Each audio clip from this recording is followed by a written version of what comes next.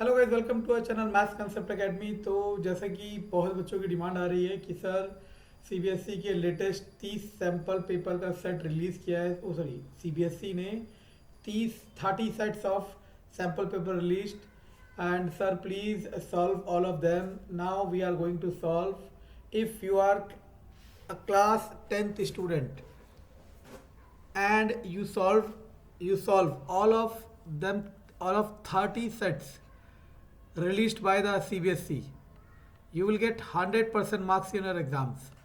Now I am solving it. Definitely it will help you.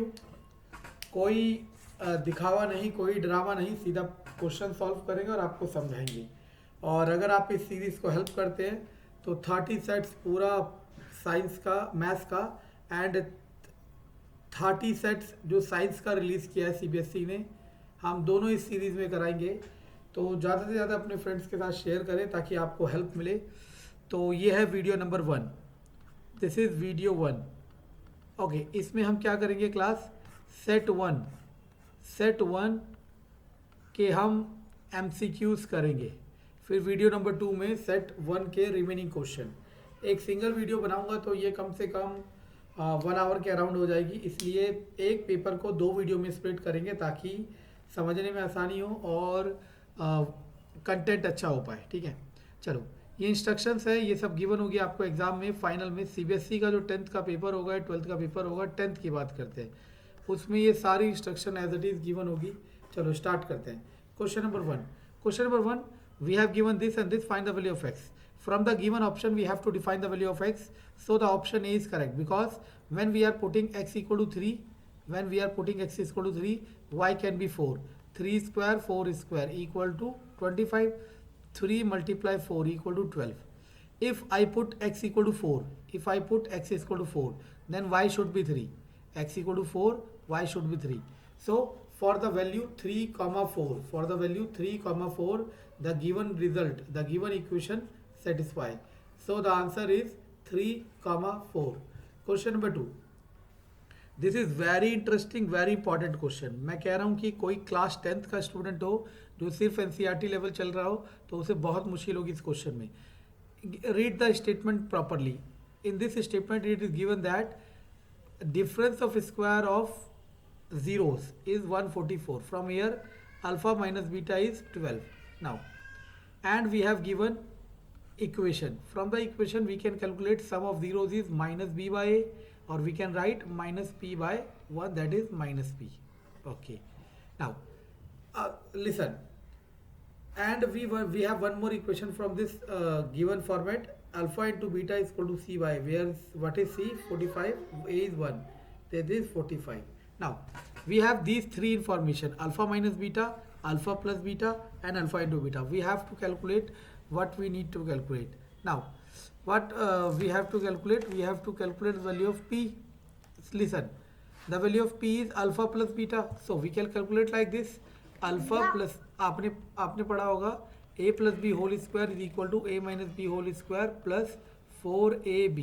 Similarly we can write alpha plus beta whole square is equal to alpha minus beta whole square plus 4ab.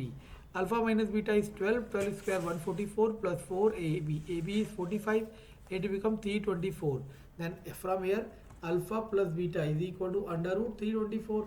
Under root 324 is plus minus 18. So our answer will be D. I hope आप सभी को समझ आया होगा। बहुत easy है लेकिन थोड़ा सा घुमा के पूछा हुआ है। चलो next question. In triangle A B C, एक ट्राइंगल ए बी सी है क्लास, एक triangle A B C in this and B D, और डी जो है मिड पॉइंट है बी सी का, this is D.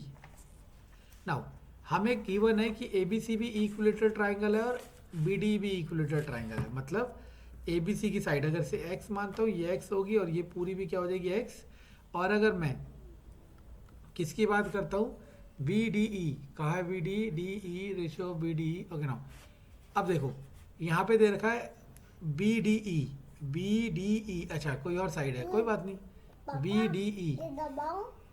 D E suppose हमने मान लिया, ठीक है ना। हाँ बी डी मिड पॉइंट है तो this will be x by to, this will be x by to, this will be x by to. हमें यहाँ से क्या समझ आ रहा है कि इसकी साइड एक्स है तो इसकी साइड एक्स बाई टू है। दोनों का रेशो पूछ रहा है एंगल का। इक्विलेटरल ट्राइंगल का एरिया क्या होता है class? Under root 3/4 A square. पढ़ा रहे ना पापा? Under root 3/4 A square. Okay, for triangle A B C it will be under root 3/4 A square, side x square. For A B D under root 3/4 A square, A square is x by two whole square. This cancel this, answer is 4:1। समझ आया class? बहुत simple था, ठीक है। चलो next आते हैं question number 4 पे। ये तो बहुत आसान है। रेडियस और टेंजेंट के बीच में एंगल 90 डिग्री, रेडियस टेंजेंट के बीच में एंगल 90 डिग्री। We have given angle POQ that is 110. We need to find the angle PTQ. For any quadrilateral sum of all angle is 360 degree, so it will be 70 degree। क्योंकि इन दोनों का सम 180 हो चुका है, अब इन दोनों का सम कितना होना चाहिए? 180। Is that clear? गुड। अब आते हैं क्वेश्चन नंबर 5 पे। ये बहुत क्रिएटिव क्वेश्चन है। क्रिएटिव क्वेश्चन का मतलब होता है बहुत अच्छा क्वेश्चन। वो कह रहा है 3 तो 4 है, 3 4 है, 5 5 है, 6 6 है, 8 8 है और 7 10 है। अब इनका मोड निकालो। Mean, mode, median. मोड का मतलब क्या होता है बताया ना आपको? मोड का मतलब होता है मैक्सिमम फ्रीक्वेंसी, जो सबसे ज्यादा बार आया। सबसे ज्यादा बार कौन आ रखा है आपको देखने में दिख रहा है? कौन बताओ? सबसे ज्यादा बार कौन आ रखा है? 8 आ रखा है। 8 कितनी बार आ रखा है? 8 बार। इसी क्वेश्चन को मैं एक और क्वेश्चन में कन्वर्ट करता हूँ। We need to calculate median for the given expression. हमें इसके लिए मीडियन निकालना है। अब देखो, इसको समझने की कोशिश करना। मीडियन होता है mid value, but mid value निकालने के लिए सबसे पहले हम क्या करते हैं? इसे असेंडिंग ऑर्डर में अरेंज करते हैं। We arrange it in ascending order, ascending order में अरेंज करते हैं। और कोइंसिडेंटली ये जो नंबर्स गिवन है कौन कौन से? 3 4, ये 4 5 6 7 8 all are in ascending order. So we need not to calculate, we need not to arrange it into ascending order. तो हमें बस ये देखना है टोटल कितने नंबर हुए। 3 5 8 6 14 8 22 7 29, 29 नंबर हो गए। इसकी मिड वैल्यू क्या होगी? 14। इसकी मिड वैल्यू क्या होगी? 14। क्योंकि मिड वैल्यू को ही हम क्या कहते हैं क्लास? मीडियन कहते हैं। We call median to the mid value. तो मिड वैल्यू क्या होगी क्लास? 14। 14th नंबर पे कौन आएगा ये देख लो। 3 5 8 6 14 यानी कि 14th नंबर पे कौन आएगा? 8।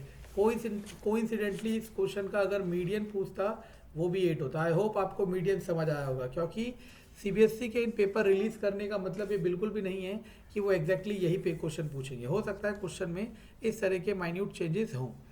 नेक्स्ट क्वेश्चन, एक ट्राइंगल ABC है, इक्विलेटरल ट्राइंगल है। We create a triangle ABC, ABC। ये इक्विलेटरल ट्राइंगल है ऑफ साइड 2P। इसकी साइड क्या है class? 2P।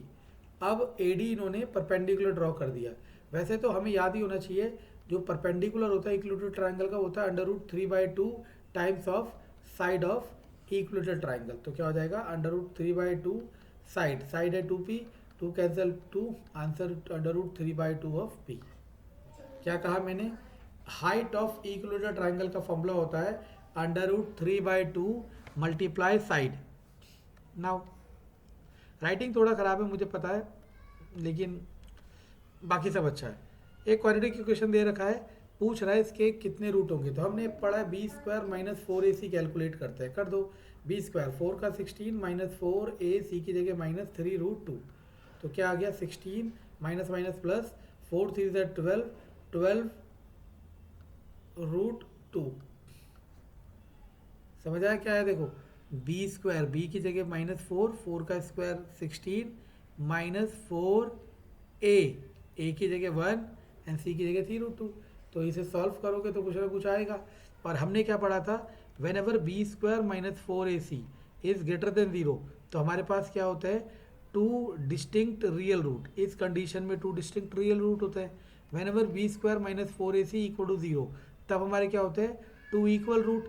When ever B² - 4AC less than 0 मतलब नेगेटिव आता है, तब आता है नो रियल रूट। ठीक, तो अब ये जो वैल्यू है, जो आपकी वैल्यू आई, ये पॉजिटिव वैल्यू आएगी, मतलब ग्रेटर देन 0 होगी या लेस देन 0 होगी? नो डाउट ग्रेटर देन 0 होगी, क्योंकि बीच में ऐड हो रहा है। So answer is 2 distinct real root. Now next question, इस क्वेश्चन को आप